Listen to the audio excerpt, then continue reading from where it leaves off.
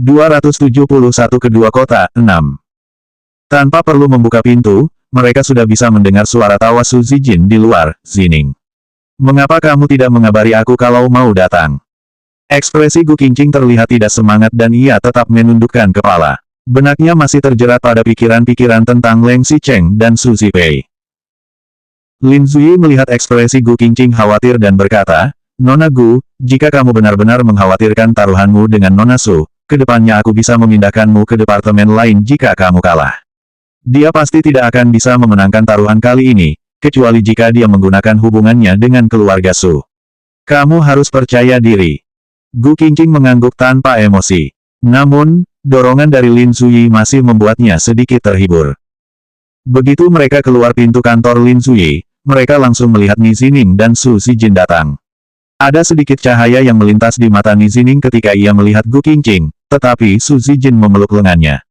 Mungkin karena Ni Zining bertemu dengan Gu Qingqing, ia jelas merasa Su Zijin memeluk lengannya dengan semakin erat. Kemudian, Su Zijin mengangkat dagunya dengan bangga dan berkata, Zining, mari kita masuk. Aku tidak ingin bersama dengan orang yang tidak berkualitas seperti ini. Jelas yang Su Zijin maksud sebagai orang yang tidak berkualitas ditujukan kepada Gu Qingqing.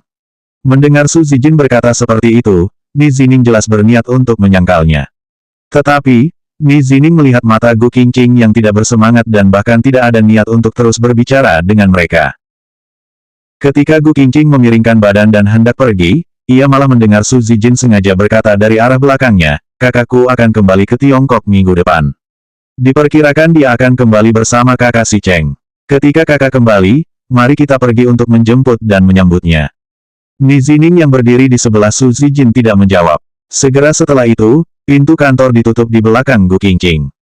Su Zipei akan kembali ke Tiongkok dan akan kembali bersama Leng Xicheng. Benar juga, bukannya Leng Xicheng pergi jauh-jauh ke Berlin untuk menjemputnya kembali.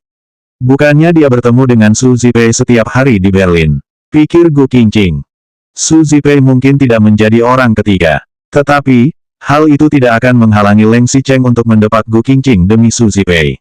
Leng Xicheng menunggu selama 3 tahun, berpisah selama 3 tahun, dan menemukan pengganti Su Zipei selama 3 tahun. Sekarang, akhirnya Leng Xicheng membawa wanitanya kembali. Bagaimana mungkin ia rela membiarkan Su Zipei menanggung nama buruk? Bagaimana dengan Gu Qingqing? Sepertinya ia akan benar-benar berakhir sesuai seperti yang dikatakan Su Zijin. Dikeluarkan dari Su Yi, dipaksa untuk menerima gugatan cerai dari Leng Xicheng, dan menjadi janda yang kesepian. Gu Qingqing tampak linglung. Ia masih memegang slip gajinya, tetapi tidak tertarik sama sekali pada angka yang tertulis di slip gaji itu. Gu Qingqing berjalan ke tempat kerjanya dan duduk dengan limbung seperti kehilangan jiwa. Zhang Yuxi datang, melihat Su Zijin dan Ni Zining yang ada di kantor, dan berkomentar, manusia seperti apa itu? Proyek dengan orang Amerika itu jelas milikmu, tapi malah direbut oleh Su Zijin.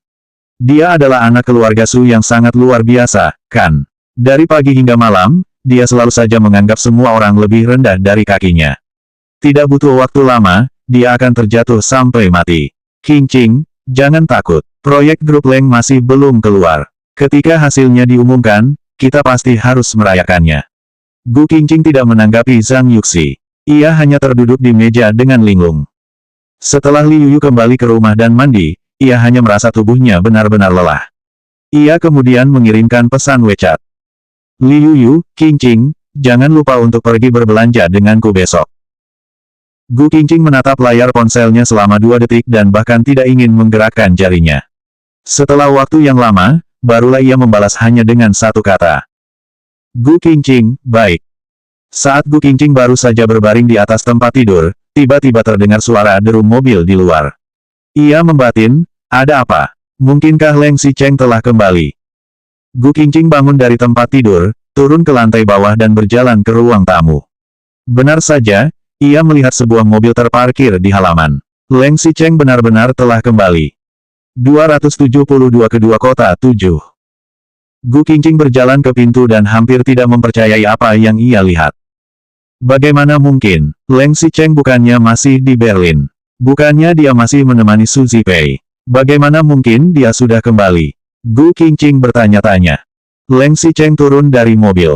Mungkin karena ia telah duduk untuk waktu yang lama, ada sedikit kerutan di kain setelan jasnya. Saat Leng Xicheng melihat Gu Qingqing keluar, ia mengerutkan keningnya dan mencubit bagian tengah alisnya dengan lembut. Wajah tampannya juga menunjukkan sedikit kelelahan dan tampaknya ia sedikit tidak sabar. Leng Xicheng sesungguhnya benar-benar lelah. Seharusnya ia terbang dari Berlin pukul 5 kemarin sore, tetapi turun hujan lebat sehingga pesawat baru bisa berangkat agak malam. Ketika mereka tiba di Dubai untuk transfer penerbangan, pesawatnya mogok lagi dan penerbangan hampir dibatalkan. Setelah bola-balik berpindah-pindah pesawat seperti ini, Leng Xicheng yang awalnya berencana ingin tiba pada pukul 3 sore sekarang baru bisa tiba pukul 11 malam di Tiongkok. Namun, Leng Xicheng dengan cepat menarik kembali ekspresinya. Ia mengambil langkah lebar-lebar. Leng Xicheng berjalan ke arah Gu Qingqing sambil membuka kancing setelan jasnya. Ia bahkan tidak memandang Gu Qingqing sama sekali. Leng Xicheng hanya mengikuti sekretaris Cheng yang segera turun dari mobil dan berkata, "Pergi dan pilah dokumen-dokumen yang aku pilih hari ini dan buat daftar poin-poin pentingnya. Pilah juga informasinya berdasarkan kategori masing-masing. Aku akan melihatnya besok." Sekretaris Cheng mengikuti Leng Xicheng dari belakang dan mengangguk sambil mencatat. Lalu, ia hendak bertanya, "Kalau begitu, Presiden Yang, pesan tiket. Kita akan berangkat besok pagi," potong Leng Xicheng. Ketika ia berbicara, ia sudah sampai di pintu dan kancing setelan jas telah dibuka olehnya. Gu Qingqing melihat Leng Xicheng berjalan sampai di pintu. Begitu pria itu membuang setelan jas itu kepadanya, barulah Gu Qingqing tersadar kembali. Leng Xicheng melepaskan sepatu kulitnya dan mengenakan sandal, namun ia tidak mendengar suara Gu Qingqing di belakangnya. Leng Xicheng segera menoleh dengan ekspresi dingin dan menatap Gu Qingqing dari atas ke bawah dengan sepasang pupil mata kuningnya. Gu Qingqing tampaknya dalam kondisi kesehatan yang baik. Dia seharusnya sudah sembuh, kan? Kalau begitu, itu berarti malam ini. Leng Xicheng melihat sekretaris Cheng terus menundukkan kepalanya sambil mencatat di tablet untuk mengingat apa yang baru saja Leng Xicheng katakan. Ia mengangkat kaki dan hendak masuk pintu. Namun, ketika ia menurunkan matanya sedikit, tiba-tiba ia teringat sesuatu. Leng Xicheng mendadak menoleh dan mengambil 2 langkah. Sekretaris Cheng yang berjalan sambil menundukkan kepala pun hampir menabraknya. Ia buru-buru mundur selangkah, "Tuan Leng. Mengapa kami mengikutiku masuk?" Leng Xicheng mengangkat alisnya. Sekretaris Cheng tampak bingung. Leng Xicheng kadang-kadang datang ke Villa Xishan agak malam, dan harus pergi sangat pagi. Karena takut ada hal yang tertunda, sekretaris Cheng juga biasanya tetap di sini dan tinggal di kamar tamu. Apakah Leng Xicheng ingin mengusirnya? "Tuan Leng, bukannya kita akan berangkat besok pagi hari? Sekarang sudah jam 11.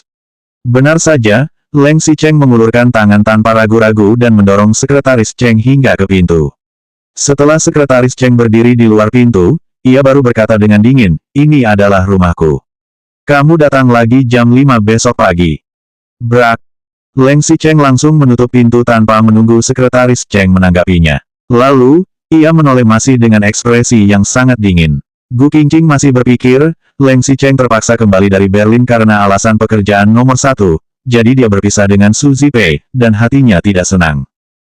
Gu Qingqing menundukkan kepalanya sedikit. Saat ia teringat tentang hal yang dikatakan oleh Su Zijin, ia hanya merasa sedikit perih di hatinya. Ketika Gu Qingqing masih menundukkan kepalanya, Leng Xicheng malah datang dan mengambil setelan jas yang ada di pelukan Gu Qingqing. Kemudian, pria itu membuang jas itu kepada pembantu di sebelahnya.